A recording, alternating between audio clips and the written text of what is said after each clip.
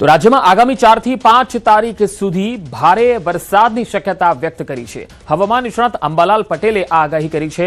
અમદાવાદ અને ગાંધીનગર સહિત વડોદરા, ભરૂચ, મહીસાગર અને સુરતના ભાગોમાં ભારેથી અતિ ભારે વરસાદ થઈ શકે। કેટલાક વિસ્તારોમાં જળ ભરાવાની પરિસ્થિતિ પણ સર્જાઈ શકે। પાટણ, બનાસકાંઠા, અરવલ્લી અને પંચમહાલ જેવા વિસ્તારોમાં પણ વરસાદની શક્યતા છે। હજુ અમદાવાદ, ગાંધીનગરમાં પણ તારીખ 4 સુધી 5 સુધીમાં ભારે વરસાદ થવાની શક્યતા રહેશે।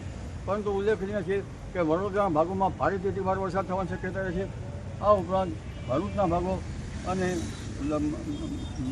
મહીસાગરના ભાગોમાં પણ ભારે વરસાદ થવાની શક્યતા રહેશે। પણ ઉલ્લેખનીય છે કે સુરત વગેરે ભાગોમાં ભારેથી અતિ ભારે વરસાદ થવાની શક્યતા રહે। કોઈ ભાગમાં જળ ભરાવ પણ થવાની શક્યતા રહી શકે છે। અત્યારે હાલ ભારે વરસાદ થવાની શક્યતા છે। પાટણના ભાગોમાં વરસાદ થવાની શક્યતા રહે છે।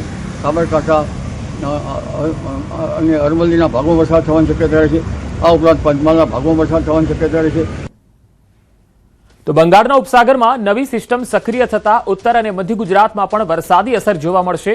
નાની નદીઓમાં પૂર આવવાની સંભાવના વ્યક્ત કરાઈ છે। મધ્યપ્રદેશમાં ભારે વરસાદને કારણે નર્મદા નદીના જળસ્તરમાં વધારો થઈ શકે છે।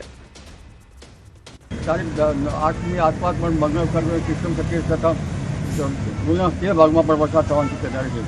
એટલે હવે મધ્યપ્રદેશમાં ભારે વરસાદ થતાં નર્મદા નદીમાં બંધની આવકમાં પાણીનો વધારો થઈ શકે। જૂનાગઢના કેશોદમાં અનરાધાર વરસાદ પડી રહ્યો છે।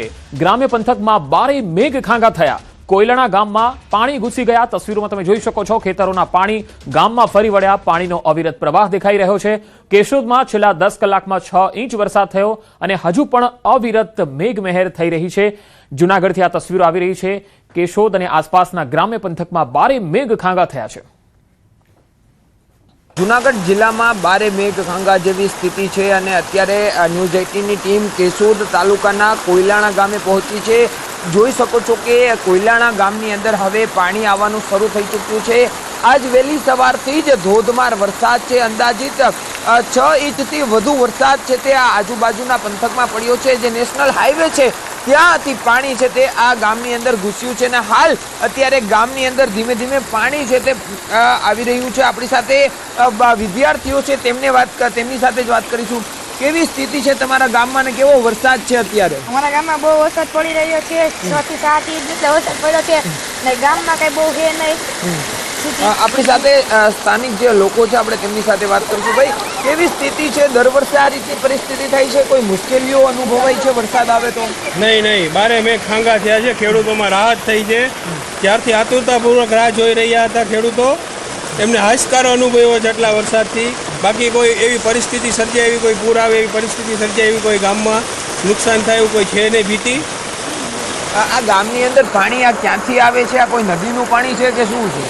આ પાણી આ હાઈવે ઉપર છે, રોડ રસ્તાઓ એનું છે અને જે વાડીઓ ખેતરો આજુબાજુ રસ્તાઓનું પાણી ગટર ગામની બારે જે ખાડી છે તે ભેગું થઈ રહ્યું છે। આ જે પાણી આવે છે તેનાથી કોઈ પૂર કે કોઈના ઘરમાં પાણી ઘૂસે તેવી સ્થિતિ ખરી? ના, એવી કોઈ અત્યારે હાલ એવી કોઈ ભીતિ લાગતી નથી। તો ખાસ કરીને આ જે કોયલાણા ગામ આજુબાજુના જે વિસ્તારો છે ત્યાં પણ ધોધમાર વરસાદ છે ને કોયલાણા ગામમાં હાલ ઘૂંટણસમાં પાણી છે તે જોવા મળી રહ્યા છે। અમારા બખાઈ ન્યૂઝ 18 ગુજરાતી કોયલાણા। અને હવે અમરેલીથી તસવીરો આવી રહી છે તે પણ આપને બતાવીશું, પરંતુ એ પહેલા જૂનાગઢમાં પાણીના પ્રવાહમાં એક બસ જે છે એ કઈ રીતે ફસાઈ હતી એ દ્રશ્યો આપ જોઈ શકો છો। જૂનાગઢથી આ તસવીર છે। પાણીના પ્રવાહમાં એસટી ફસાઈ ગઈ। વાંદરવડ ગામ નજીક એસટી બસ ફસાઈ હતી। માળિયા હાટીનામાં અનરાધાર વરસાદ। કોઝવે પર પાણીના પ્રવાહ વચ્ચે આ બસ અટવાઈ ગઈ હતી। તસવીરોમાં તમે જોઈ શકો છો, પાણીનો વહેણ પણ જઈ રહ્યો છે અને બસ ત્યાં ફસાઈ છે। સ્થાનિક અને તંત્ર દ્વારા બચાવ કામગીરી હાથ ધરાઈ। જેસીબીની મદદથી આ બસને સુરક્ષિત રીતે બહાર કાઢવામાં આવી। બસમાં તમામ જે મુસાફરો હતા તેમનો આબાદ બચાવ થયો છે। વધુ માહિતી મેળવીએ સંવાદદાતા જૂનાગઢથી અમાર બખાઈ જોડાયા છે। અમાર, આ બસની અંદર કેટલા મુસાફરો હતા અને કેવી રીતે પછી તમામ લોકોને બહાર કઢાયા? પંકજ, ચોક્કસ કે માળિયા હાટીનાનું જે વાંદળવડ ગામ છે કે જ્યાં કોસવે પસાર થઈ રહ્યો છે, નદી નું પાણી છે તે રસ્તા પર ફરી વળ્યું હતું અને જેના કારણે જે એસટી બસ હતી તે ફસાઈ છે। તેની અંદર જે મુસાફરો સવાર હતા અને તે મુસાફરોનો આબાદ બચાવ થયો છે। સ્થાનિક લોકો અને જે રીતે તંત્ર છે તે ત્યાં પહોંચ્યું અને જેસીબીની મદદથી આ બસને બહાર કાઢવામાં આવી છે. પહેલા મુસાફરોને બહાર કાઢી લેવામાં આવ્યા હતા, એક બાદ એક તમામ મુસાફરોને બહાર સલામત રીતે ખસેડવામાં આવ્યા અને બાદમાં બસને પણ સલામતી રીતે બહાર છે તે લાવવામાં આવી છે. હાલ કોઈ જાનહાનિ આ ઘટનાની અંદર થઈ નથી, પરંતુ વાત કરીએ 10 કલાકમાં માળિયાહાટીના પંથકમાં 8 થી વધુ ઇંચ વરસાદ ખાબક્યો છે અને હજુ પણ અવિરત મેઘ મહેર છે, મેઘ કહેર છે તે જોવા મળી રહી છે. જી, અમારો આભાર માહિતી આપવા માટે. હવે અમરેલીના દ્રશ્યો પણ જોઈએ. અમરેલીમાં રેડ એલર્ટ બાદ દરિયાકાંઠે તંત્ર સજ્જ બની ગયું છે. જાફરાબાદ બંદર પર 3 નંબરનું સિગ્નલ લગાવાયું છે. બંદર પર 3 નંબર સિગ્નલ લગાવી દેવાયું છે અને માછીમારોને દરિયો નહીં ખેડવાની સૂચના આપી છે. પવનની સ્પીડ વધી શકે છે અને અહીંયા દરિયો તોફાની પણ બની શકે છે અને તેના કારણે માછીમારોને દરિયો ન ખેડવાની સૂચના આપવામાં આવી છે. અમરેલીમાં પણ રેડ એલર્ટ છે. ભારે વરસાદ અહીંયા થઈ શકે છે, ખાસ કરીને અમરેલીના દરિયાઈ પટ્ટી વિસ્તારોમાં. હવે ગીર સોમનાથની વાત કરીએ. ગીર સોમનાથમાં દરિયાકાંઠામાં ભારે વરસાદ વચ્ચે દીવનો દરિયો ગાંડોતુર બન્યો છે. દીવના દરિયામાં ઊંચા મોજા ઉછળતા જોવા મળ્યા. તસવીરોમાં તમે જોઈ શકો છો. દીવના જલંધર બીચ, નાગવા બીચ, ગંગેશ્વર મહાદેવ મંદિર સહિતના જે વિસ્તારો છે ત્યાં સમુદ્રના ઉછળતા મોજા જોવા મળ્યા અને મોજા ઊંચા સુધી જોવા મળ્યા. તસવીરોમાં તમે જોઈ શકો છો 8 થી 10 ફૂટ ઉપર સુધી આ મોજા ઉછળી રહ્યા છે. દીવના દરિયાના આ દ્રશ્યો જ્યાં ઊંચા મોજા ઉછળતા દેખાઈ રહ્યા છે. દરિયાકાંઠે પણ જો કોઈ પણ વ્યક્તિ દીવમાં જઈ રહ્યો છે તો તેને ખાસ સાવધાની રાખવાની જરૂર છે, કારણ કે અત્યારે દરિયો તોફાની બની શકે છે. આગામી 3-4 દિવસ સુધી ભારે વરસાદનું પણ એલર્ટ છે. તો દ્વારકા પણ દરિયાઈ પટ્ટી નજીક આવેલો વિસ્તાર છે, એટલે દ્વારકાના વાતાવરણમાં પણ પલટો જોવા મળ્યો છે. અહીંયા હાઈ વેવની આગાહી વચ્ચે દ્વારકાના દરિયામાં જબરજસ્ત કરંટ જોવા મળ્યો છે. ગોમતી ઘાટ, ભડકેશ્વર મંદિર સહિત દરિયાઈ વિસ્તારોમાં ઊંચા મોજા ઉછળી રહ્યા છે. અહીંયા દરિયાની નજીક ન જવા માટે પણ લોકોને કહેવામાં આવી રહ્યું છે. સાથે માછીમારોને પણ દરિયો ન ખેડવાનું કહેવામાં આવી રહ્યું છે. પ્રવાસીઓને દરિયા કિનારાથી દૂર રહેવા સમજાવાઈ રહ્યા છે. ગઈકાલથી જ તંત્ર દ્વારા સૂચનાઓ આપવામાં આવી છે. ફાયર વિભાગની ટીમ અને પોલીસ જવાનો હાલ દરિયાઈ વિસ્તારોમાં તૈનાત છે.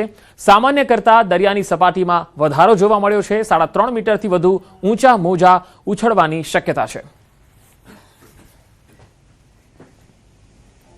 તો ગુજરાતના દરિયાની આ 3 અલગ અલગ તસવીરો. અમરેલી, ગીર સોમનાથ અને દ્વારકા, આ 3 જિલ્લા એવા છે કે જે દરિયાઈ પટ્ટીમાં આવે છે અને અહીંયા તમે જોઈ શકો છો કે દરિયામાં જબરજસ્ત કરંટ છે અને આગાહી છે એ પ્રમાણે 3.5 મીટર ઊંચા મોજા ઉછળવાની શક્યતા છે, જેથી પ્રવાસીઓને પણ દરિયાની નજીક ન જવા કહેવામાં આવી રહ્યું છે અને માછીમારોને પણ દરિયો ન ખેડવા માટેની સૂચના આપવામાં આવી છે. અમરેલીના જાફરાબાદમાં 3 નંબરનું સિગ્નલ પણ લગાવાયું છે. તો દીવના દરિયામાં જબરજસ્ત કરંટ દેખાઈ રહ્યો છે.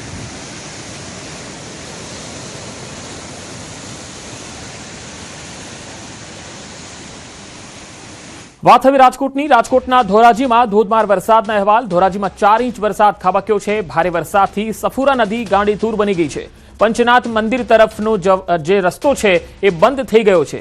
સફુરા નદીનો કોઝવે પાણીમાં ગરકાવ થયો છે અને કોઝવે ઉપર અવરજવર ન કરવા તંત્ર દ્વારા એલર્ટ આપવામાં આવ્યું છે. તસવીરોમાં તમે જોઈ શકો છો સફુરા નદીનો કોઝવે પાણીમાં ગરકાવ થઈ ગયો છે અને અહીંથી હવે અવરજવર થઈ શકે તેમ નથી, કારણ કે ધોરાજીમાં 4 ઇંચ વરસાદ થવાના કારણે સફુરા નદીમાં નવા નીર આવ્યા છે અને આ નદી 2 કાંઠે વહેતી થઈ છે અને તેનો ધસમસતો પ્રવાહ છે એ કોઝવે પરથી પસાર થઈ રહ્યો છે.